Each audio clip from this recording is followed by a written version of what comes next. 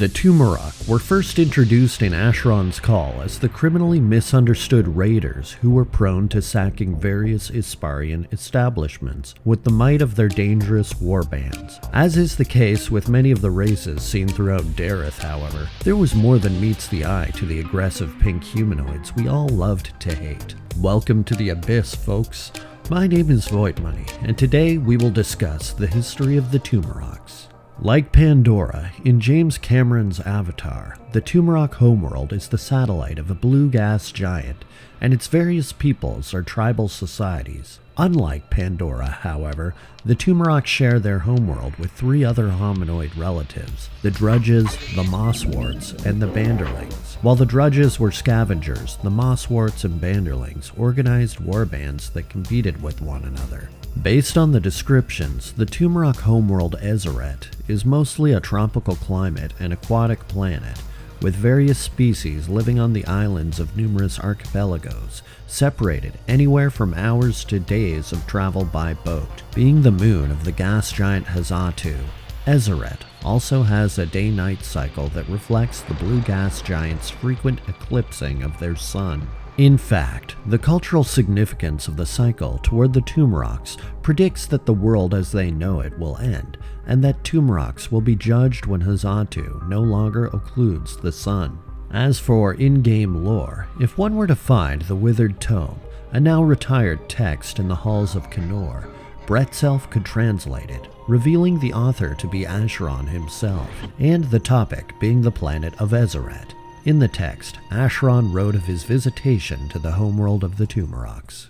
As observers, it is ever our first priority to remain unseen, mindful that contact with these races could alter their culture in a way that would be infinitely damaging. To that end, the Collegium Inge Fate has devised potent rites cast upon our excursions prior to travel through the portal flux. It has ever been my position to ensure that the weave of the spell does not falter on worlds where the potency of magic is dampened. Since the piercing of our veil on Ezeret, we have redoubled our efforts and implemented new techniques to ensure that we are not seen. Yet, I cannot help wondering if what happened on Ezeret has deeper import than we have given credence. Since the discovery of portal travel, there have been experiences felt by myself and others that can only be described as reliving, as though the moments that are playing out before us are predestined or have previously occurred. This predetermination has no bearing or direct correlation to divination, and so I am unwilling to think that these are mere instances that I had seen in a vision, nor are they hallucinations. Ezeret is a moon world capable of supporting several species. 3 of these species appear to have better than animal intelligence, capable of crafting rudimentary tools and sustaining a limited form of speech in the lesser of these forms to the ability to speak in a tongue that we were able to learn quickly through the greater. Perhaps the most interesting of these species were the Tonk, the good-natured creatures that pierced the illusions and fell to their knees in worship of us, promptly corrected. These peoples appeared to have seen us before. Several of their structures appeared to be influenced by the architecture once prominent on Erith Lassel, though certainly more crude and rudimentary. The basis for their art and their understanding of magic as a tribal gift from the gods that sang throughout the cosmos as they referred to the suns was also reminiscent of our first steps into grasping magical talents. Yet, there had been no logged instances of travel to Ezeret. Some scholars here at Kenor have begun discourse over the possibilities that may lead to the development of these peoples. Currently, the leading theory falls to Rayam Leiron, a young girl whose family traces roots to Hebrews descent. She theorizes that at some future point we shall visit them again, and when we do, we shall have circumvented the principle of moments and traversed to a period before their intelligence was heightened. She believes that we shall spark their growth and open their potential to become the beings that they are after our recent visit to their world. Theoretic magic indeed, but a forward thinking that may one day give rise to a new school of potent magic. Her opposition comes in the form of another much like herself, only Yave Sadie hails from Yalayan descent and believes that this is an anomaly, something that is as the stricture of the Northern Church an accepted universal constant that there are beings that are meant to watch others and guide them through their lives. Hers is also a valid belief that has allowed for much debate among the halls of Kenor as of late. I, however, have begun to dream a third possible scenario. Our race is steeped in mystery and unknown. The furthest that we can trace our lineage is over 30,000 years prior to this, the Third Age of Lore. We are constantly rediscovering ancient ruins of cultures that time has swallowed or swept away.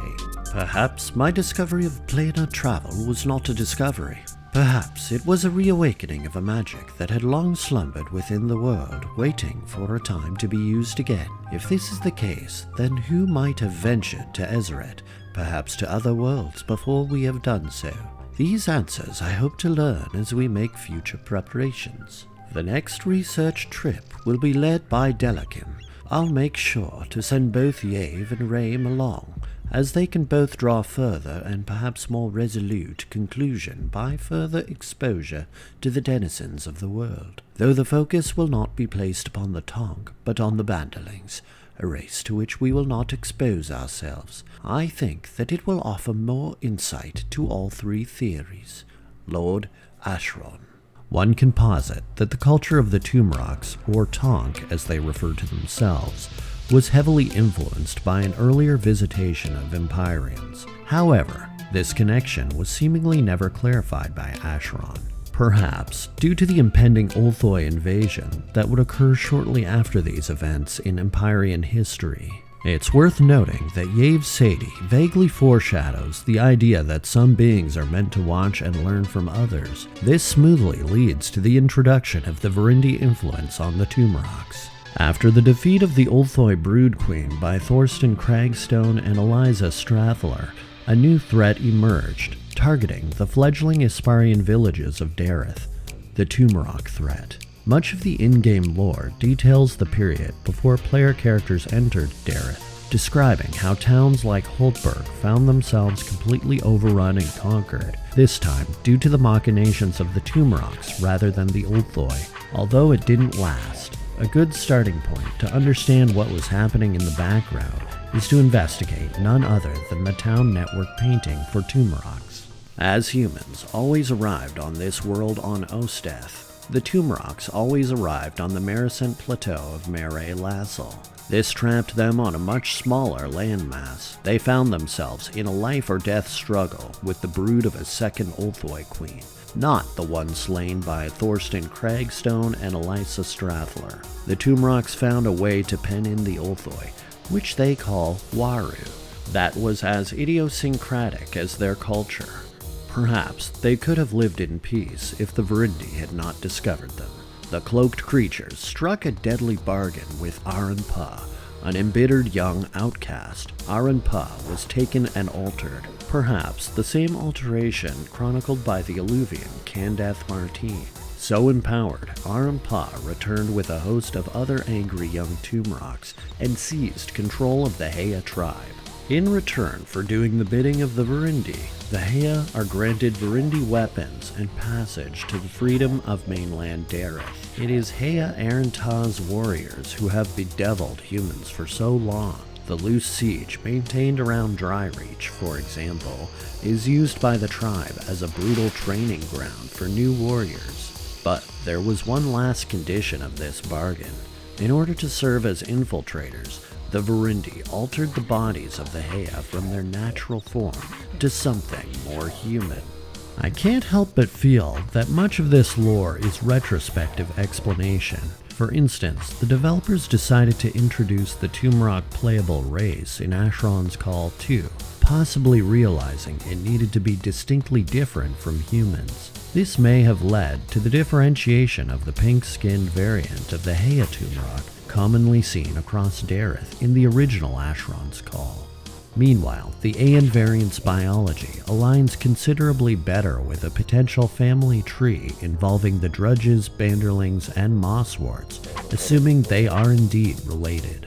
The Hea Tumeroks stand apart from the other Tumeroks of Mare Lassel, being an outcast group that wars with the more peaceful Aeon, who find themselves allied with the Asparians of Dareth. The explanation for the pink-skinned Tumeroks having to give up their form to act as infiltrators seems a bit weak, however. There's no observable attempt or serious movement by the developers towards portraying the Tumerok aggressors as anything other than a band of warriors bent on the downfall of their Asparian neighbors. The concept of infiltrating human society would have been interesting if it actually played out practically in the game. Nevertheless, it's always appreciated when delving deep into the lore of this game reveals interesting explanations for every single detail. The Hea Tumerok have established raiding parties all over Dareth in both Osteth and the Direlands, but the area most associated with their activities is Dryreach.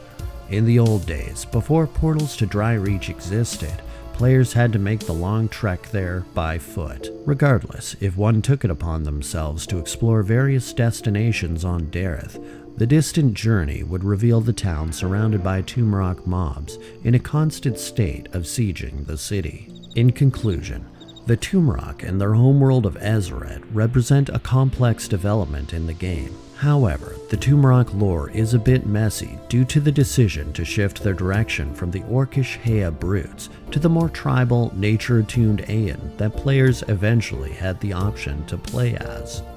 Nevertheless, that's all I have for you today, folks. This video was a little bit more difficult to put together than some of my other Asheron's Call lore deep dives, but I hope you enjoyed it, and thank you so much for making it this far. As always, have fun and stay safe, and I'll see you in the next video. Bye-bye!